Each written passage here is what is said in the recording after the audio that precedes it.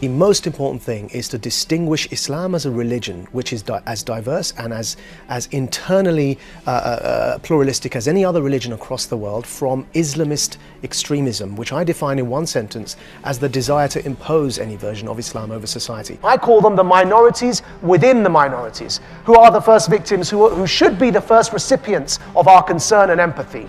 Every gay Muslim, every feminist Muslim, every liberal Muslim, every dissenting Muslim voice and ex-Muslim who ISIS throw off the top of buildings or stone to death. These are the victims, the minorities within the minority communities that we should really be concerned about.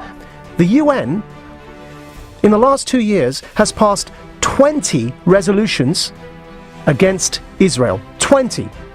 If the Middle East's only democratic state, and if the world's only Jewish state angers you more in proportion to what happens in Iran and the tyranny of forcing women to cover their hair, what happens in North Korea, what Russia's up to, ISIS. If it angers you more than ISIS, then I suggest you've got a problem, and that problem is a niggling anti-Semitism that you don't even recognize. He has gone from one extremist to the other end, basically. Advocating liberal human rights, secular democratic values as I do, is not the other extreme to Islamist extremism. The other extreme is anti-Muslim bigotry. There are a whole bunch of far-right fascists out there who are winning elections in Europe at the moment.